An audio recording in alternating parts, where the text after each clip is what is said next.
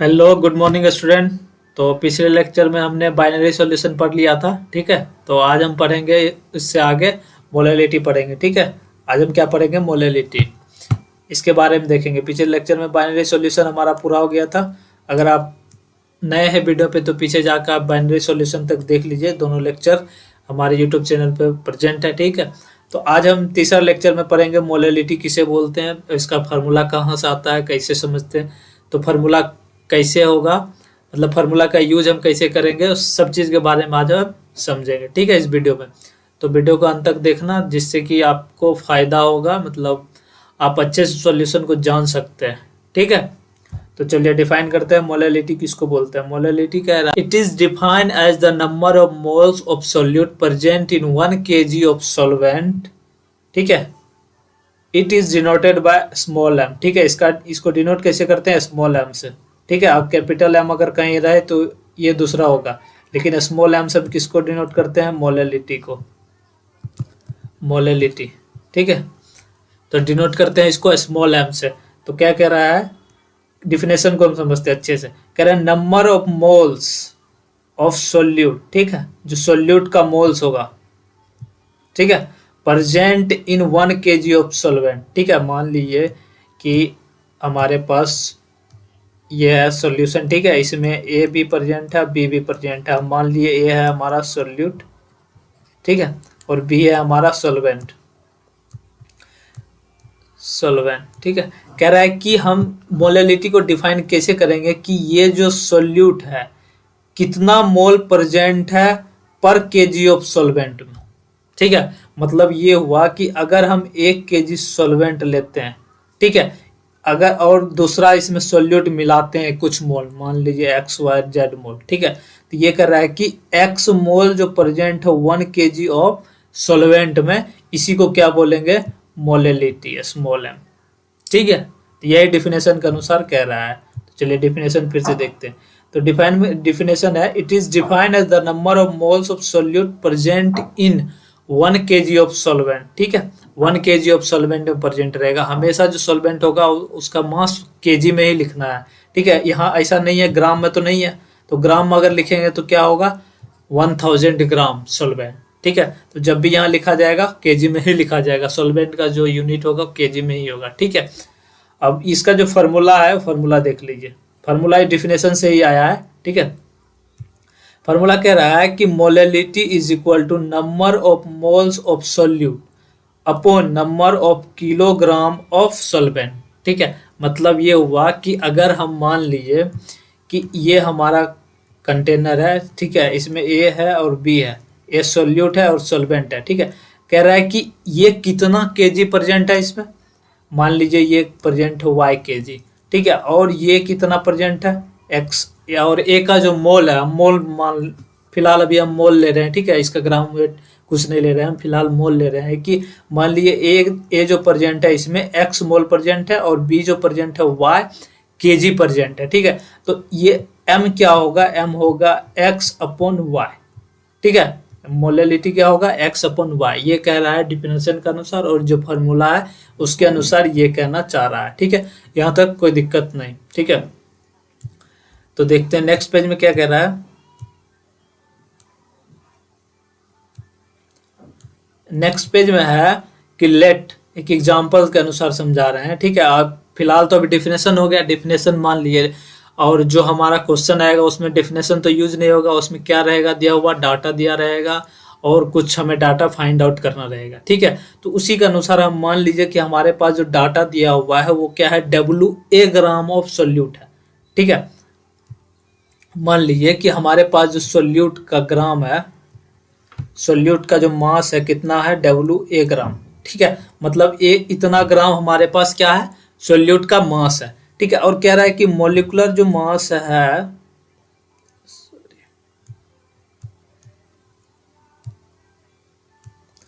Molecular mass जो है वो हमारा कह रहा है कि स्मॉल MA ग्राम पर मोल। ठीक है, ये है सोल्यूट का मोलिकुलर मास, और इतना मास प्रेजेंट है उस रिएक्शन में। ठीक है, मान लीजिए ये हमारा क्या, सपोज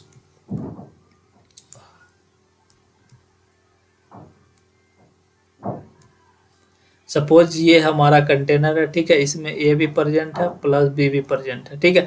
बी मतलब सॉल्वेंट और ए मतलब सोल्यूट, ठीक है। ये आप हमेशा याद रखना, हम यही नोटेशन यूज करेंगे पूरे लेक्चर में, ठीक है।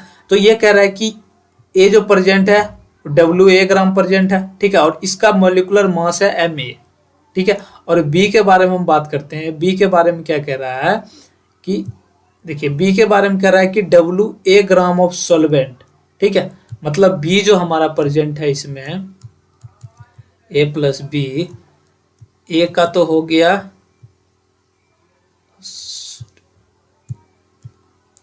WA ग्राम, ए का तो हो गया WA ग्राम क्या है मास, और मोलिकुलर मास कितना है इसका Ma ग्राम, ठीक है। और बी का क्या है, बी का कह रहा है कि वो कितना ग्राम प्रेजेंट है WB ग्राम, ठीक है। WB ग्राम प्रेजेंट है इसमें, ठीक है। ये जो हमने सॉल्यूशन बनाया है इसमें जो सोल्यूट है उसका मास है WA ग्राम, और जो सोल्वेंट है उसका मास है WB ग्राम, ठीक है। और जो हमारा सोल्यूट का जो मोलिकुलर मास है वो क्या है Ma, तो ठीक है। अब इतना डाटा से हम क्या निकाल सकते हैं, सोल्यूट का मोल्स निकाल सकते हैं। हमारे पास मास ऑफ सोल्यूट प्रेजेंट है और मोलिकुलर मास ऑफ सोल्यूट ये भी है हमारे पास, दोनों है। तो हम क्या कर सकते हैं, मोल्स निकाल सकते हैं। मोल्स इज इक्वल टू क्या होता है, मास अपॉन मोलिकुलर मास। ये दो चीज होता है, मास अपॉन मोलिकुलर मास। तो हमारे पास सोल्यूट का मास कितना दिया हुआ है WA, और मोलिकुलर मास कितना दिया हुआ है Ma। तो दो चीजें हमारे पास दिया हुआ है, तो ये क्या हो गया, सोल्यूट का मोल्स हो गया, ठीक है। तो देखिए सोल्यूट का मोल हमें निकल गया, मोल बराबर mole of A is equal to क्या हो गया WA अपॉन Ma, ये हो गया हमारा मोल्स। अब जो हमारे पास सॉल्वेंट है बी जो प्रेजेंट है, बी कितना प्रेजेंट है WA ग्राम प्रेजेंट है। ये ग्राम में दिया हुआ है, लेकिन हमें क्या चाहिए, केजी में चाहिए। तो ये केजी में निकालने के लिए 1000 से डिवाइड करेंगे, तो ये क्या हो जाएगा, केजी हो जाएगा। मतलब इतना केजी हमारा क्या हो गया, सॉल्वेंट हो गया, ठीक है। WA अपॉन 1000 केजी क्या हो गया हमारे पास, प्रेजेंट है। कौन प्रेजेंट है, सॉल्वेंट प्रेजेंट है, ठीक है। तो हमारे पास मोल भी हो गया, और सॉल्वेंट कितना प्रेजेंट है इसमें सॉल्यूशन में, इसमें कितना प्रेजेंट है, तो ये भी पता चल गया। सॉल्यूट और सॉल्वेंट दोनों का अमाउंट हमें पता चल गया, ठीक है। तो अब हम क्या करेंगे, मोलेलिटी निकालेंगे। मोलेलिटी कैसे निकालेंगे, मोलेलिटी बराबर क्या कह रहा है कि मोल्स ऑफ सोल्यूट प्रेजेंट इन, हम मोल्स को क्या लिखते हैं, स्मॉल a लिखते हैं, ठीक है, स्मॉल n a लिखते हैं मोल्स ऑफ सोल्यूट, ठीक है। तो प्रेजेंट है कितना में, मास ऑफ, ये नहीं लिखते हैं, ठीक है, W लिखते हैं जिससे कि आसानी होगा, W लिखते हैं जिससे कि आपको आसानी होगा, ठीक है। तो क्या हो गया, हम यहाँ क्या लिख सकते हैं WA, मतलब ये किस में होना चाहिए, केजी में होना चाहिए। ये हमारा डिफिनेशन के अनुसार कह रहा है। तो अब हमारे पास प्रेजेंट क्या है, मोल्स ऑफ सोल्यूट क्या है WA अपॉन Ma, ठीक है, अपॉन हो जाएगा। और ये कितना प्रेजेंट है, मास ऑफ सॉल्वेंट कितना प्रेजेंट है,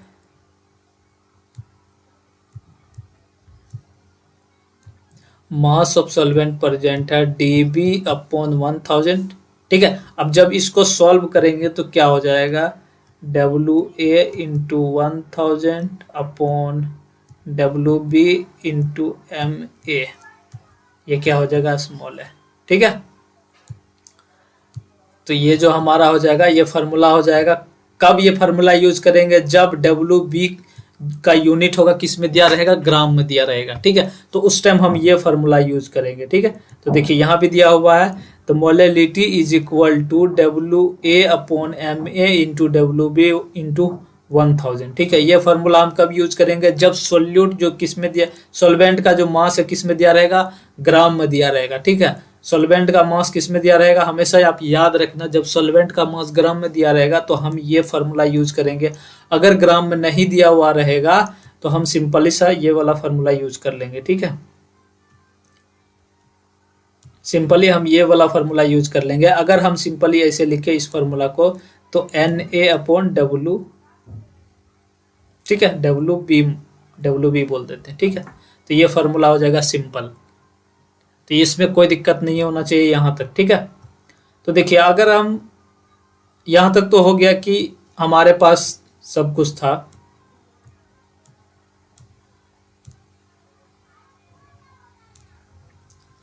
देखिए यहाँ तक हम वो देख लिए कि हमारे पास अगर सोल्यूट का मोल्स दिया हुआ है या मास दिया हुआ है या उसका मोलिकुलर मास दिया हुआ है, ये सब दिया हुआ है, और सॉल्वेंट का भी मास दिया हुआ है, तो हम यहाँ से निकाल ले रहे थे कि हमारे पास कितना मोलैलिटी आ रहा था, हम निकाल ले रहे थे। मान लीजिए कि अगर ये सब चीज़ें नहीं दिया रहेगा, तो अगर हमारे पास मोल फ्रैक्शन दिया रहेगा तो हम कैसे निकालेंगे?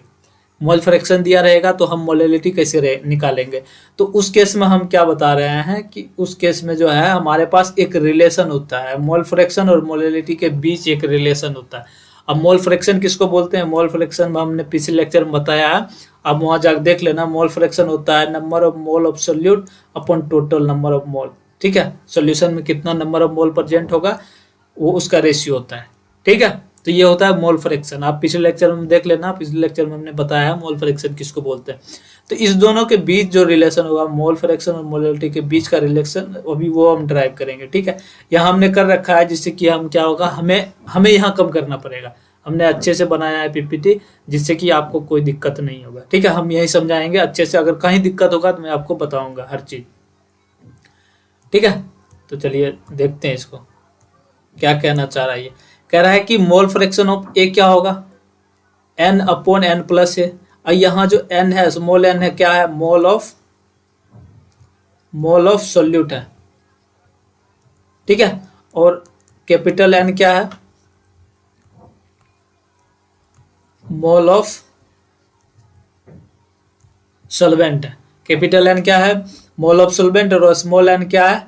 Mole of solute. ये आप ध्यान रखना। ठीक है, और जो ए और बी है, ए और बी भी बता ही दिए। ए किसके लिए लिखे हम? सोल्यूट के लिए। ठीक है, और बी किसके लिए लिखे हैं? सॉल्वेंट के लिए। ठीक है, तो इसमें भी कोई दिक्कत नहीं होना चाहिए। जो हमने सिंबल यूज किया उसके मतलब ये मैंने बता दिया। ठीक है, तो अब कह रहा है ये कि जो मोल फ्रैक्शन ऑफ ए है, एक्स ए का मतलब ये हो गया कि mole fraction of A, mole fraction of A. ठीक है, और ए का मोल फ्रैक्शन को कैसे लिखेंगे? एक्स ए। ठीक है, तो इसमें कोई दिक्कत नहीं होना चाहिए। तो ये सारे सिंबल थे। मोल फ्रैक्शन ऑफ ए का मतलब हो गया कि mole of A upon total mole of solution. ठीक है, तो ये हो गया हमारा एक्स ए, यहाँ तक कोई दिक्कत नहीं। उसी तरह हमारा हो जाएगा एक्स बी मतलब मोल फ्रैक्शन ऑफ सॉल्वेंट, तो ये हो जाएगा mole of solvent upon total number of moles of solution. ठीक है, तो ये हो गया हमारा मोल फ्रैक्शन ऑफ सोल्यूट, ये हो जाएगा हमारा मोल फ्रैक्शन ऑफ सॉल्वेंट। ठीक है, कोई दिक्कत नहीं। कह रहा है कि अब ये अगर हम देखें इसी तरह रेशियो निकालें, तो रेशियो अगर हम देखें x A upon X B का मतलब हो गया मोल fraction of solute upon mole fraction of solvent. तो इससे हम निकालने के बाद हमें क्या मिला? ये मिला। तो ये का इसका क्या मतलब हो गया? n अपॉन n का मतलब हो गया moles of solute upon moles of solvent. Moles of solute भी निकल गया, मोल्स ऑफ सॉल्वेंट भी निकल गया। देखिए, हमें अगर मोलैलिटी के बीच में रिलेशन देखना है जब भी, तो हमें इसमें क्या होना चाहिए? मोल्स ऑफ सोल्यूट जरूर होना चाहिए। अगर हमें मोल्स ऑफ सोल्यूट मिल जाएगा तो हम रिलेशन उसका ट्राई करेंगे किसी के साथ भी निकालने के लिए। ठीक है, तो देखिए हमने यहाँ पे क्या निकाल लिया कि हमारे पास आ गया मोल्स ऑफ सोल्यूट और मोल्स ऑफ सॉल्वेंट। तो मोल्स ऑफ सॉल्वेंट आ गया तो हम क्या निकाल सकते हैं? इसका कितना परसेंट है मास सॉल्वेंट का, वो भी हम निकाल सकते हैं। तो मोल्स ऑफ सोल्यूट है। तो देख लीजिए, अगर हम मान लीजिए कि ये जो है स्मॉल एम बी जो है क्या है? मोलिकुलर मास ऑफ क्या है? सॉल्वेंट है। ठीक है, और ये है एम ए जो है मोलिकुलर मास ऑफ सोल्यूट है। ठीक है, कोई दिक्कत नहीं। तो अगर ऐसा है तो हम इसको मोल्स में क्या, मोल के टर्म में कैसे लिख सकते हैं? ऐसे देखिए, X A upon X B is equal to, हम ऐसा लिख सकते हैं मोल, इसका रेशियो तो ऐसा था। ठीक है, तो इसको हम ऐसे लिख सकते हैं W A upon M A, ठीक है, upon W B upon M B. ये है मास ऑफ सोल्यूट, उसके बाद है molecular mass of solute, M A हो गया molecular mass of solute, W B हो गया mass of solvent, M B हो गया मोलिकुलर मास ऑफ सॉल्वेंट, ठीक है। तो जब हम इस चीज को सॉल्व करेंगे तो हमारे पास क्या आ जाएगा कि W A into M B upon W A into sorry W B, ये डब्ल्यू बी है, ठीक है।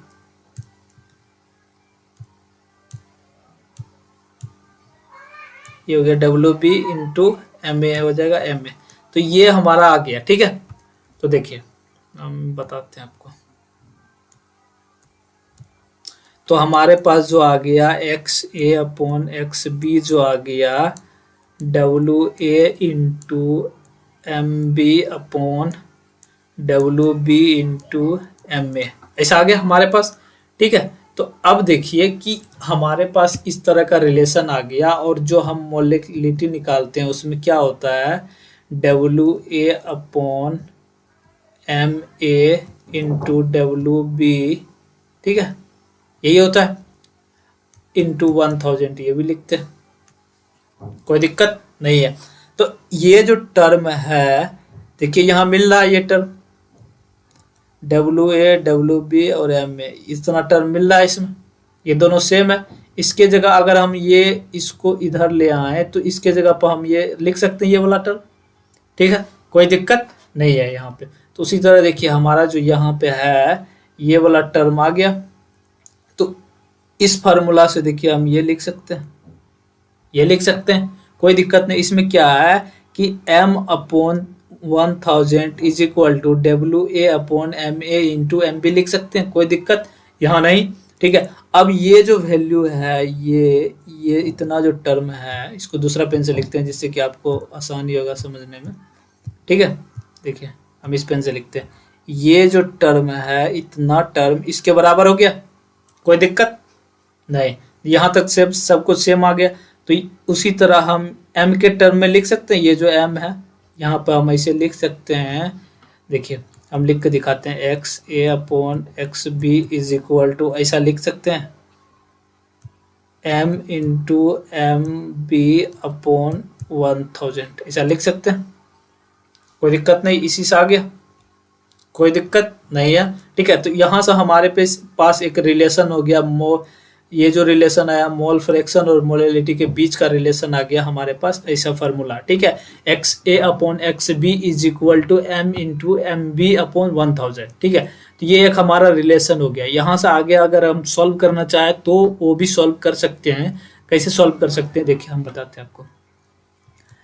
X A plus X B is equal to 1 होता है, हमने देख रखा है पिछले लेक्चर में, ठीक है। तो X A is equal to हम ऐसा लिख सकते हैं 1 माइनस एक्स बी, कोई दिक्कत नहीं, ठीक है। अब हमारे पास जो फार्मूला है, फार्मूला के अनुसार क्या कह रहा है कि X A upon X B is equal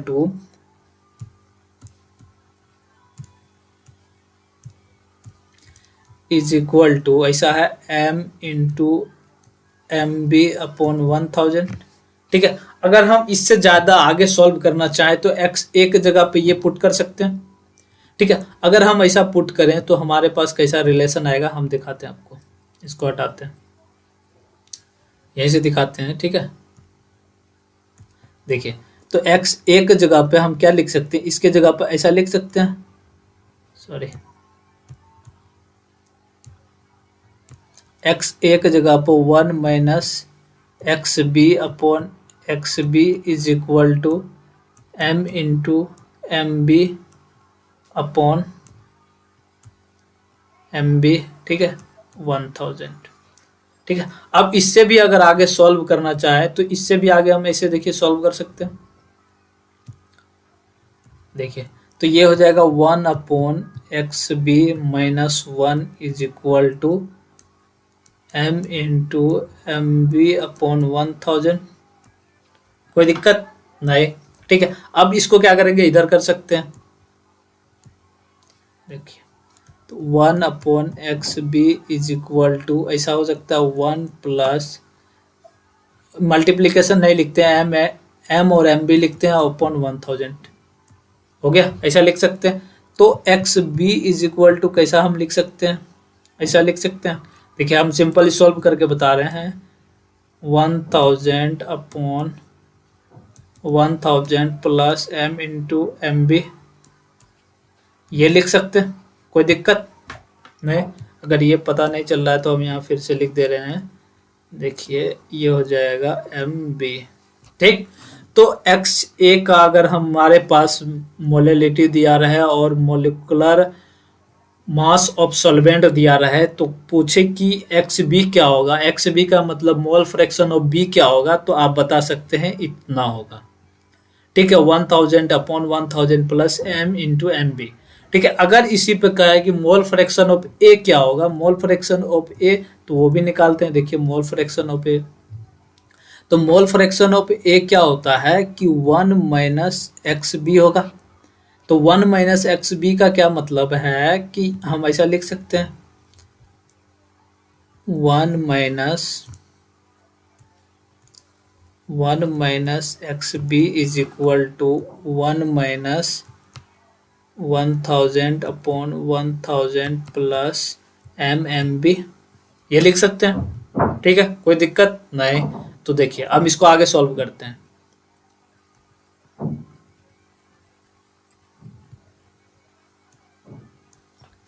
तो x इसके जगह पर हम क्या लिख देते हैं, x से लिख देते हैं। ठीक है, कोई दिक्कत नहीं। ठीक है, देखिए तो XA इज इक्वल टू, ये हो जाएगा हमारे पास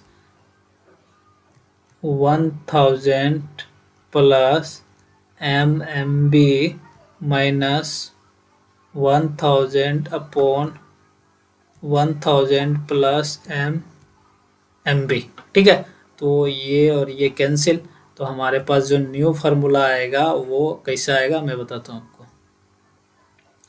अभी देखिए हमारे पास जो नया फार्मूला आएगा XA इज इक्वल टू आएगा MB अपॉन 1000 प्लस MB। तो XA का फार्मूला ये हो गया, और XB का फार्मूला पीछे जाकर आप देख लीजिए वीडियो को, इसके पीछे करके वहां आप देख सकते हैं। ठीक है, तो यहाँ हम लिख देते हैं, उसे कोई दिक्कत नहीं है। ठीक है, देखिए हम पीछे लिख देते, यहाँ पे लिख देते हैं जिससे कि आपको पीछे जाने की जरूरत भी ना पड़े। ठीक है, तो देखिए XB जो था हमारा, XB is equal to 1000 upon 1000 plus MB, तो ये हो गया हमारा XB। अगर आपके पास क्वेश्चन ऐसा रहेगा जहां पे मोलेलिटी और मोलिकुलर मास ऑफ सॉल्वेंट दिया रहे, वहां पूछे कि मोल फ्रैक्शन ऑफ XA क्या होगा, मोल फ्रैक्शन ऑफ XB क्या होगा, मतलब सॉल्वेंट का कैसे क्या होगा मोल फ्रैक्शन, और सोल्यूट का मोल फ्रैक्शन क्या होगा, तो वहां आप ये दोनों फार्मूला लगा के निकाल सकते हैं। ठीक है, यहाँ तक आपको कोई दिक्कत नहीं होना चाहिए। हम इस लेक्चर में धीरे धीरे और हर एक चीज को बताते हुए चल रहे हैं, जिससे कि आपको कोई दिक्कत नहीं होना चाहिए, कहीं भी दिक्कत नहीं होना चाहिए। अगर आप कोई भी क्वेश्चन बनाने के लिए उठाओ तो आप उसे आसानी से बना सकते हो। ठीक है, तो हमारा कोशिश यही है कि आपको कोई दिक्कत नहीं होना चाहिए, सॉल्यूशन में यहाँ तक कोई दिक्कत नहीं होना चाहिए। ठीक है, तो देखते हैं नेक्स्ट पेज पे क्या है, नेक्स्ट पीपीटी में देखिए। अब एक नोट है, नोट को आप ध्यान से देखना। ठीक है, कह रहा है नोट में, molality is the most convenient method to express the concentration because it involves the mass of liquid rather than its volume. ठीक है, it is also independent of the variation in temperature. ठीक है, अब देखिए हम ये कहना ये चाह रहा है कि ये है ना बहुत क्या है, कन्वीनियंट वे है मोलेलिटी। मोलेलिटी जो है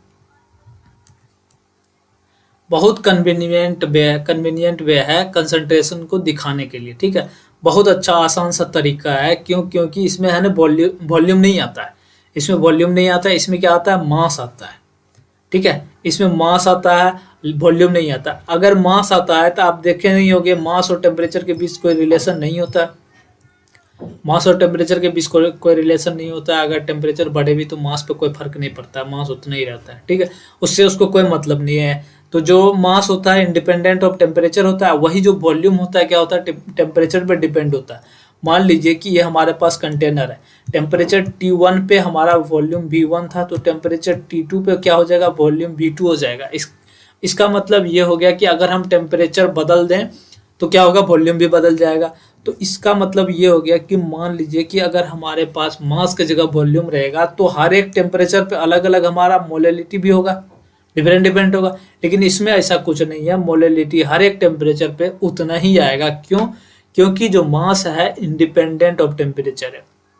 ठीक है, अगर आपसे कोई पूछे कि टेम्परेचर पे डिपेंड करता है या नहीं, तो आपको क्या करना है, नहीं करता है। ठीक है, इसका मतलब ये हो गया कि हर एक टेम्परेचर पे मोलेलिटी एम होगा। ठीक है, आपने जो निकाला है मोलेलिटी डाटा के अनुसार, तो वही मोलेलिटी होगा उतना ही। ठीक है, तो टेम्परेचर से उसको कोई मतलब नहीं है। ठीक, तो आगे देखते हैं। आगे क्या कह रहा है कि दूसरा पॉइंट में कह रहा है molality and solubility are related by the following relation. क्या कह रहा है कि अब जो है हमारे पास मोलेलिटी और सोलेबिलिटी जो कह रहा है कि ये किस तरह डिपेंडेंट है, मतलब इस दोनों के बीच रिलेशन क्या है। ठीक है, देखिए मोलेलिटी का जो फॉर्मूला होता है उसमें होता है solubility into 10 upon molecular mass of solute. ठीक है, ये आपको याद रखना है। ठीक है, इसको अगर ड्राइव करने लेंगे तो फिर बहुत ज्यादा ये हो जाएगा, मुश्किल हो जाएगा। ठीक है, ये बस एक फार्मूला है, इस फार्मूला को आपको क्या करना है, याद रखना है। सिंपली आपको आप इसे याद रखिए। ठीक है, आप कॉपी पेन निकाल के इस फार्मूला को लिख लीजिए, molality is equal to solubility into 10 upon molecular mass of solute. ठीक है, मोलिकुलर मास ऑफ सोल्यूट। वही सोल्यूबिलिटी का फार्मूला क्या होता है कि सोल्यूबिलिटी का फार्मूला होता है mass of solute in gram into 100 upon mass of solvent in gram. ठीक है, कोई दिक्कत नहीं। ठीक है, यहाँ पे क्या लिखना है, मोल नहीं लिखना है। यहाँ पे देखिए मास of solute upon mass of solvent into 1000। ठीक है, सॉरी 100, 1000 नहीं 100। जो सोल्यूबिलिटी डिफाइन किया गया है वो किस अनुसार है, solubility is equal to mass of solute in gram into 100 upon mass of solvent in gram. ठीक है, तो हमने बोल दिया, आप क्या करना, इसे लिख लेना, याद करने की कोशिश करना। ठीक है, तो देखिए नेक्स्ट जो हमारा है कंसंट्रेशन को डिफाइन करने के लिए, अभी हमने पढ़ा था क्या, मोलरिटी पढ़ा था। अब जो हम पढ़ेंगे मोलरिटी पढ़ेंगे। ठीक है, तो ये क्या है, मोलर कंसंट्रेशन, इसको ये भी बोलते हैं मोलर कंसंट्रेशन। ठीक है, हम जनरली इसको मोलर के टर्म में लिखते हैं। ठीक है, मोलरिटी को। तो अब इसका डिफिनेशन भी देखते हैं। डिफिनेशन में क्या कह रहा है कि it is defined as the number of moles of the solute per litre of the solution. ठीक है, अब देखिए ये वहां क्या था, वहां था क्या, मास था, मास ऑफ सोलवेंट था। ठीक है, मास ऑफ सॉल्वेंट था। लेकिन यहां पे क्या है, लीटर ऑफ सॉल्यूशन है। ठीक है, मतलब वॉल्यूम ऑफ सॉल्यूशन है, वॉल्यूम ऑफ सॉल्यूशन है। ठीक है, यहाँ मास ऑफ सॉल्वेंट या सॉल्यूशन का मास नहीं है, हमारे पास क्या है, वॉल्यूम ऑफ सॉल्यूशन है। ठीक है, उस वॉल्यूम में कितना मोल्स ऑफ सोल्यूट प्रेजेंट होगा उसी को हम क्या क्या बोलेंगे, मोलरिटी बोलेंगे। ठीक है, कोई दिक्कत नहीं। मोलरिटी का डिफिनेशन यही है, आप देख लेना, इसको अच्छे से देखना। ठीक है, पीपीटी हम शेयर कर देंगे। ठीक है, आप हमारे इंस्टाग्राम पे अपना मेल भेज देना, मैं शेयर कर दूंगा अपना पीपीटी। ये जो जितना भी पीपीटी है हम सब शेयर कर देंगे वहाँ पे। ठीक है, तो हम बस यहाँ पे क्या करते हैं, यहाँ पे पढ़ते हैं, समझते हैं। लिखने का मन नहीं होगा तो आप पीपीटी डायरेक्ट हमसे मंगवा सकते हैं, कोई दिक्कत नहीं होगा। मेल शेयर करना, मैं मेल पे भेज दूंगा। ठीक, तो अब देखिए क्या कह रहा है कि मोलरिटी का जो डिफिनेशन है, क्या कह रहा है, number of moles of solute upon number of litres of solution. मतलब ये देखिए जो वॉल्यूम होगा, वॉल्यूम ऑफ सॉल्यूशन जो होगा वो किस में होगा, लीटर में होगा। ठीक है, मिलीलीटर में नहीं होगा, ये हमेशा किस में होगा, लीटर में होगा। जिस तरह सॉल्वेंट में क्या था, केजी में था। देखिए यहां क्या है, देखिए यहां जो किस में था, सॉल्वेंट जो था केजी में था, लेकिन वहां जो सॉल्यूशन है किस में है, लीटर में है। ठीक है, वहां क्या है,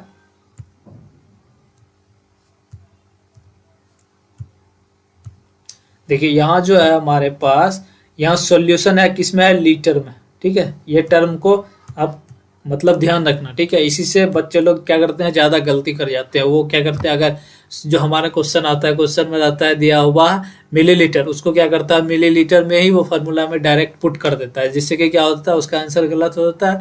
तो फिर सोचने लगता है कि कैसे गलत हो गया, ठीक है। उतना ये टफ नहीं है, बहुत आसान है। अगर आप ध्यान से सुनोगे इस वीडियो को तो हर चीज को आप कर सकते हो, ठीक है। इसमें कोई दिक्कत नहीं होगा। जहां भी आएगा, जो भी आएगा, सब इसी से रिलेटेड आएगा, ठीक है। इससे बाहर आपको कहीं कुछ नहीं पूछा जाएगा, ठीक। तो देखिए अगले नेक्स्ट पीपीटी में क्या कह रहा है, हम देखते हैं उसके बारे में। नेक्स्ट पीपीटी में कह रहा है कि number of moles of solute. देखिए वही फार्मूला जो था, ये जो फार्मूला है, क्या किया है इस फार्मूला में, क्या किया हुआ, इसके साथ इसको है, इसके साथ मल्टीप्लाई कर दिया तो क्या हो गया, number of moles of solute, ठीक है। ये देखिए number of moles of solute हो गया, molarity into number of litre of solution, ठीक है। तो ये हो गया, उसी से जो फार्मूला मेन फार्मूला था उसी से ड्राइव करके यहाँ आ गया। अब कह रहा है कि कुछ एग्जांपल देख लेते हैं, ठीक है। कुछ एग्जांपल में क्या है, मतलब हम अगर फार्मूला को अच्छे समझना है और जो हमारा क्वेश्चन इस पे बेस्ड आएगा उसको सॉल्व करने के लिए हमें क्या करना पड़ेगा, पहले फार्मूला को अच्छे से समझना होगा कि उससे रिलेटेड जो भी क्वेश्चन आएगा हम उसको आसानी से सॉल्व कर सकते हैं, ठीक है। तो उसको समझने के लिए क्या करते हैं, हम एक हाइपोथेटिकल डाटा लेते हैं, उस डाटा से क्या करते हैं, उस फार्मूला पे पुट करते हैं, और उसके बाद जो निकलता है हमारे पास नया वाला फार्मूला, हम उसको मेमोराइज करेंगे, ठीक है। उसके बाद जो न्यूमेरिकल हमें मिलेगा वही डाटा उस पर पुट करके हम क्या करेंगे, सॉल्यूशन निकालेंगे, ठीक है। किसी भी क्वेश्चन का सॉल्यूशन हम उसके अनुसार निकालेंगे, ठीक है। तो देखिए हम एक हाइपोथेटिकल डाटा ले रहे हैं, तो उसमें क्या है कि डब्ल्यू ए का क्या मतलब हो गया, मास ऑफ सोल्यूट। अगर हमारे पास ये रिएक्शन है, इसमें ए भी प्रेजेंट है और बी भी प्रेजेंट है, तो ए कितना प्रेजेंट है और बी का कितना प्रेजेंट है, ठीक है। ये सब कुछ है, और ये पूरा सोल्यूशन का वॉल्यूम कितना है, ये पूरा सोल्यूशन का वॉल्यूम कितना है, ये सब हमें पता होगा। तो हम उससे क्या करेंगे, धीरे धीरे फॉर्मूला निकाल लेंगे, ठीक है। देखिए यहाँ क्या कह रहा है कि डब्ल्यू ए जो है मास ऑफ सोल्यूट है, ठीक है। यहाँ पे क्या है, डब्ल्यू ए जो है मास ऑफ सोल्यूट है, और एम ए जो क्या है, मोलिकुलर मास ऑफ सोल्यूट, जो कि हमने पिछले पीपीटी में देख ही लिया था, उतना ही था, ठीक है। अब ये कह रहा है कि पिछले मोलेलिटी जो हम पढ़ रहे थे, मोलेलिटी, वहां पे हमारा था क्या, एम बी और डब्ल्यू बी था, ठीक है। मतलब मोलिकुलर मास ऑफ सॉल्वेंट और वेट ऑफ सॉल्वेंट था, इस तरह का था। लेकिन हमें अब मोलेरिटी के केस में क्या करना है, सॉल्वेंट सबको कोई मतलब नहीं है, हमें जो मतलब है, किससे मतलब है, सॉल्यूशन से मतलब है। तो इसीलिए हम जो फार्मूला हमारा है उसमें क्या है, वॉल्यूम ऑफ सॉल्यूशन है। इसीलिए हम जो क्या कर रहे हैं कि वॉल्यूम का सॉल्यूशन को क्या मान रहे हैं, कैपिटल वी मान रहे हैं, ठीक है। तो कैपिटल वी क्या हो गया, हमारा वॉल्यूम ऑफ सॉल्यूशन हो गया, ठीक है। उसके बाद कह रहा है कि इसको जो हम मोलरिटी को जो डिनोट करते हैं किससे, कैपिटल एम से, ठीक है। कैपिटल एम से मोलरिटी को, कैपिटल एम से हम मोलरिटी को डिफाइन करते हैं और स्मॉल एम से मोलरिटी को डिफाइन करते हैं। इस दोनों में आप कंफ्यूज मत होना। ये है मोलरिटी, ये है मोलरिटी, ठीक है। और ये क्या है, मोलरिटी, ठीक है। मोलरिटी में वॉल्यूम आता है और मोलरिटी में मास ऑफ सॉल्वेंट आता है, ठीक है। मोलरिटी में वॉल्यूम और मोलरिटी में मास ऑफ सॉल्वेंट, ठीक है। इस बात को हमेशा ध्यान रखना, आप कंफ्यूज मत होना इसमें। उसके बाद कह रहा है Na को हमने क्या बोल दिया, मोल्स ऑफ सोल्यूट, ठीक है। Na को हमने क्या बोल दिया, मोल्स ऑफ सोल्यूट। तो देखिए हम यहां से शुरू करते हैं। हमें Na बराबर हमारे पास क्या हो जाएगा, WA/Ma। ये क्या है कि मास of solute upon molecular mass of solute, ठीक है। ये हो गया हमारा मोल्स, ये मोल्स हो गया हमारे, ठीक है। अब जो हमारे पास होगा, molarity is equal two moles upon volume हो गया, वॉल्यूम ऑफ सॉल्यूशन, ठीक है। वॉल्यूम ऑफ सॉल्यूशन, तो ये क्या हो जाएगा हमारा Na और ये क्या हो जाएगा हमारा V। तो हमारा जो नया बनेगा क्या होगा, कैपिटल M बनेगा, वो क्या बनेगा,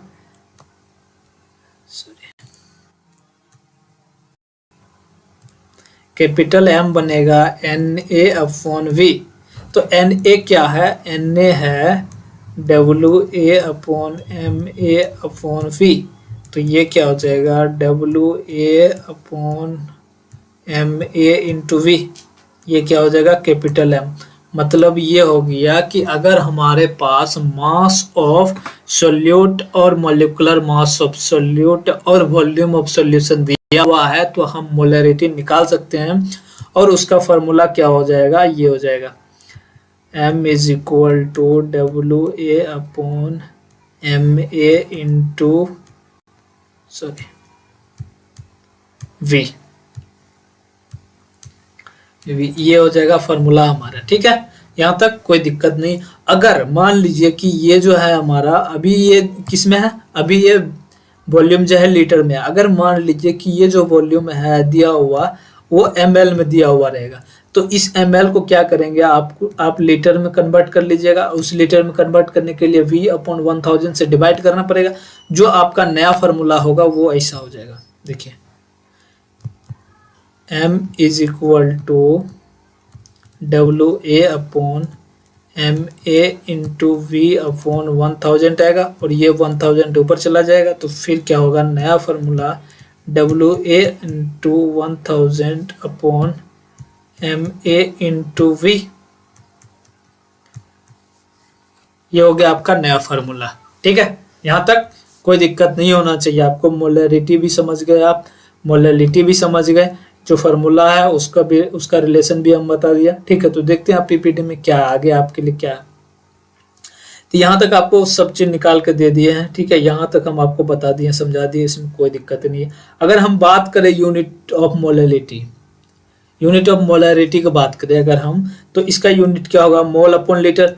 तो N/V होता है इसका यूनिट मोल, और इसका यूनिट होगा लीटर। तो क्या होगा, मोल अपॉन लीटर।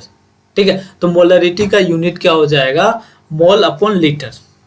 कोई दिक्कत नहीं। ठीक है, अगर वही हम मोलरिटी का यूनिट की बात करें तो मोल अपॉन क्या था,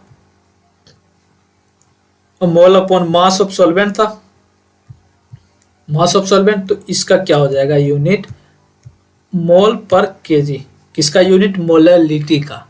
मोलरिटी का यूनिट हो जाएगा मोल अपॉन केजी, और मोलरिटी का यूनिट हो जाएगा मोल अपॉन लीटर, मोल पर लीटर या मोल अपॉन लीटर। ठीक है, यहां तक कोई दिक्कत नहीं है।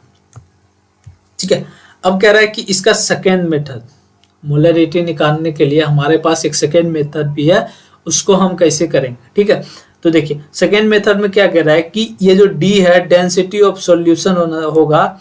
अगर आपके पास डेंसिटी ऑफ सॉल्यूशन दिया रहेगा जो किसमें होगा, ग्राम पर ml। ठीक है, जो ग्राम पर मिलीलीटर में होगा। ठीक है, और ये जो सॉल्यूशन होगा, सॉल्यूशन में क्या कह रहा है कि X% ऑफ सोल्यूट प्रेजेंट होगा। मतलब ये हमारा सॉल्यूशन है। ठीक है, ये सॉल्यूशन है, इसमें जो प्रेजेंट है कितना सोल्यूट कितना प्रेजेंट है, X% ऑफ सोल्यूट किसमें प्रेजेंट है, बाय मास।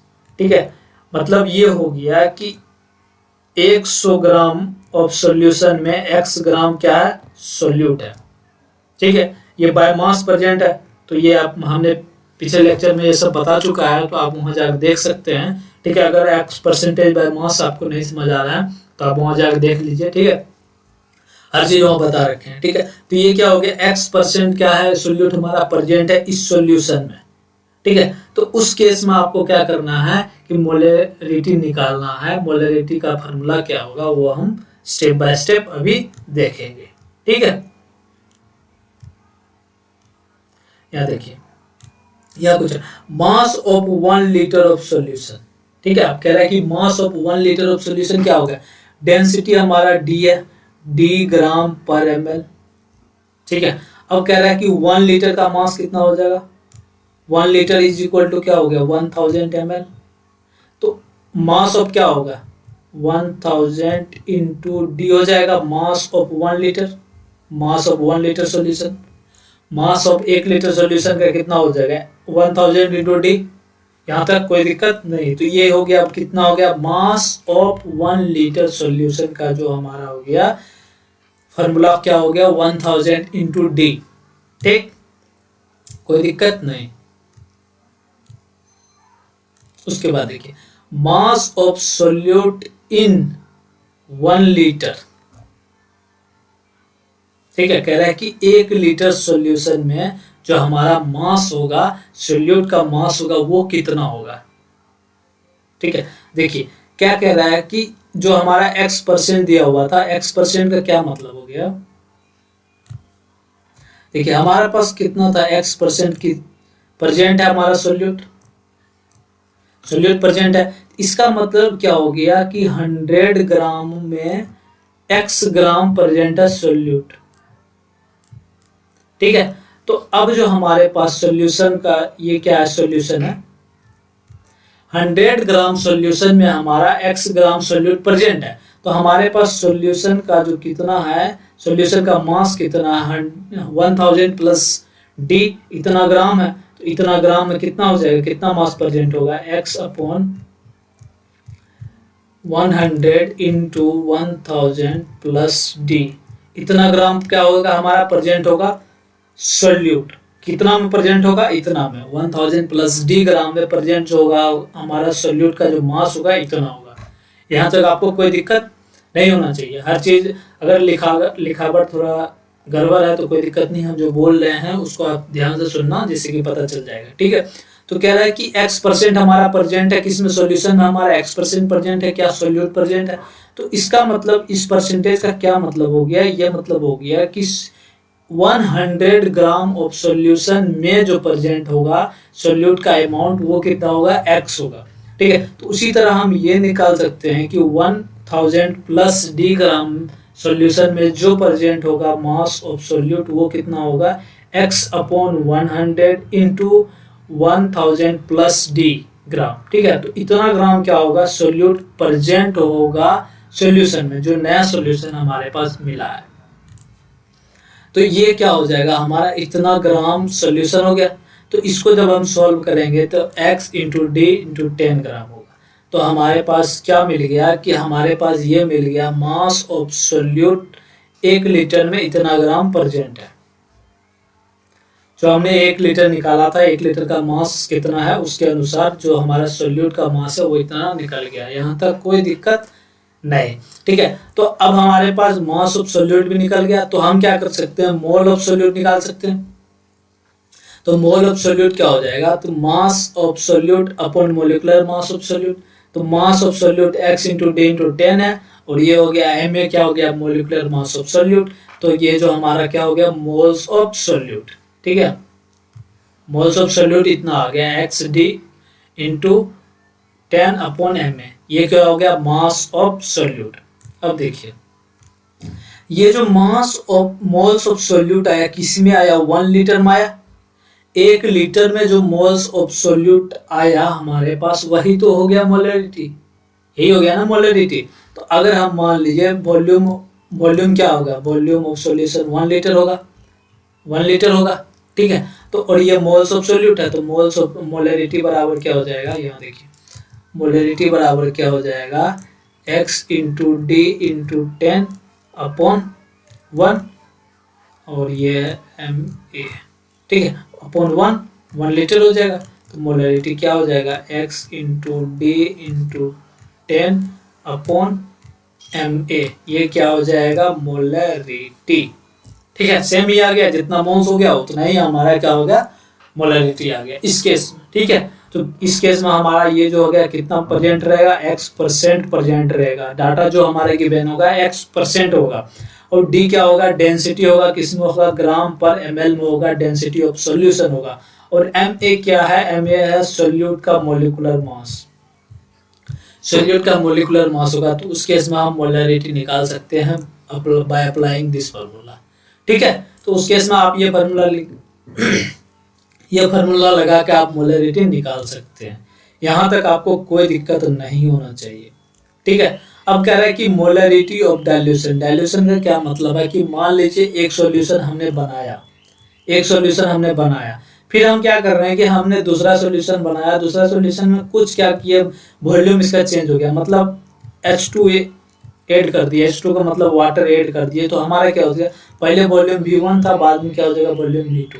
तो उस केस में क्या होगा कि हमारा V1 और V2 दो अलग अलग है, तो यहाँ पे जो मोलरिटी होगा M1 होगा और यहाँ पे जो मोलरिटी होगा वो M2 होगा। ये दोनों इक्वल नहीं होगा। अगर वॉल्यूम डिफरेंट है, सॉल्यूशन का जो वॉल्यूम डिफरेंट है, तो उसका क्या होगा, मोलरिटी भी डिफरेंट ही आएगा।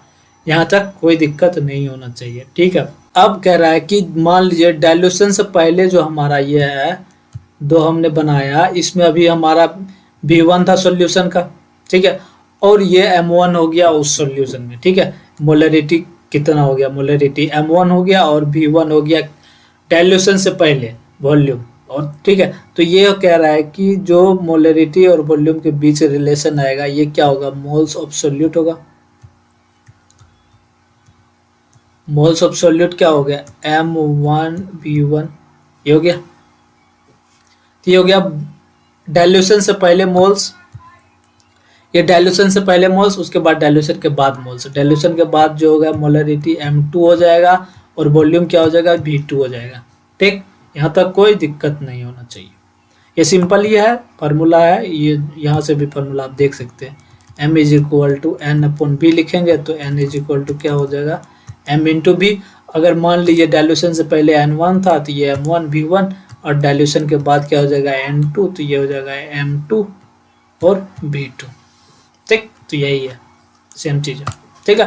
तो देखिए अब कह रहा है कि मोलरिटी ऑफ मिक्सिंग, अब मिक्स करने के बाद मान लीजिए बहुत सारा सॉल्यूशन हो जाएगा, ठीक है, उस सबको मिक्स कर देते हैं, ठीक है। तो उस केस में क्या हो गया, कह रहा है कि let there be 3 samples of solution containing same solvent and same solute. देखिए सपोज कि हमने क्या किया कि 3 कंटेनर लिया, ठीक है, 3 मतलब अलग अलग हमने सॉल्यूशन लिया जिसका मोलरिटी है M1, पहले का मोलरिटी M1 वॉल्यूम V1, दूसरे का मोलरिटी V2 वॉल्यूम V2 और तीसरे का क्या होगा मोलरिटी M3 और वॉल्यूम V3, ठीक है। अब कह रहा है कि इस तीनों को मिलाकर एक नया बनाया गया, ठीक है, इसमें इसको मिलाया गया, सॉल्यूशन बनाया गया, नया सॉल्यूशन, तीनों को मिला दिया गया, इसको भी इसको भी इसको भी, तीनों को मिला दिया गया। तो तीनों को मिलाने के बाद जो नया एक सॉल्यूशन बना है, ठीक है, उस सॉल्यूशन को हम मान लीजिए कि क्या हो गया कि ये हमारा नया सॉल्यूशन बना। नया सॉल्यूशन में V1 plus V2 plus V3 हो जाएगा। 3 सॉल्यूशन हमने मिलाया है तो वॉल्यूम जो होगा हमारा V1 plus V2 plus V3 हो जाएगा, वॉल्यूम चेंज नहीं होगा, ठीक है, जितना हम मिलाएंगे उतना ही रहेगा। अब कह रहा है कि इसका जो होगा मोलरिटी, कि हम मान ले हैं कि इसका मोलरिटी है MR, जो रिजल्टेंट मोलरिटी होगा क्या है, वो MR है, ठीक है। तो उसी का जो रिलेशन है वही रिलेशन यहाँ पे दिखाया गया है, ठीक है। तो M1 plus M1V1 plus M2V2 plus M3V3 is equal to MR into V1 plus V2 plus V3, ठीक है। ये क्या कह रहा है कि इस तरह का रिलेशन आएगा। आपको जितना नंबर में भी मिलाना है सॉल्यूशन को मिला दीजिए, जो रिजल्टेंट होगा इस तरह होगा, ठीक है। आप इससे क्या कर सकते हैं, हम ऐसा कर सकते हैं M1V1 plus M2V2 M2 plus M3V3 is equal to MR भी मान लेते हैं कैपिटल V, और कैपिटल V बराबर क्या होगा V1 plus V2 plus V3, ऐसा है, ठीक है।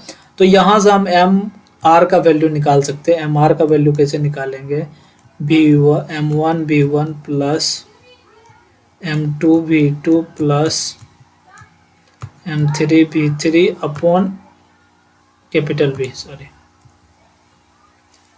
कैपिटल V, ठीक है, कैपिटल V। ये जो हमारा क्या हो जाएगा, ये MR हो जाएगा, MR, ठीक है। यहाँ तक कोई दिक्कत नहीं होना चाहिए, आपको सब कुछ अच्छे से बता रहे हैं, ठीक है। तो ये हो गया हमारा रिजल्टेंट। यहाँ से आप कुछ भी निकाल सकते हैं, जो भी हमारा डाटा दिया रहेगा हम रिजल्टेंट सॉल्यूशन जो होगा उसका मोलरिटी हम निकाल सकते हैं, ठीक है। ठीक है स्टूडेंट, आज हमने मोलरिटी अब मिक्सिंग तक देख लिया था, मिक्सर का मोलरिटी तक हमने देख लिया, ठीक है। इससे आगे हम पढ़ेंगे नेक्स्ट लेक्चर में, ठीक है। आज बहुत हो गया, पढ़ाते पढ़ाते मेरा भी मुंह दर्द देने लगता है, ठीक है। तो कम पढ़ेंगे, अच्छे से पढ़ेंगे, धीरे धीरे पढ़ेंगे, कहीं जा नहीं रहा है। तो नेक्स्ट लेक्चर में हम इससे आगे बताएंगे, ठीक है। तो आज के लिए बहुत वीडियो को लास्ट तक देखने के लिए बहुत बहुत धन्यवाद। थैंक यू, आज के लिए बस इतना ही।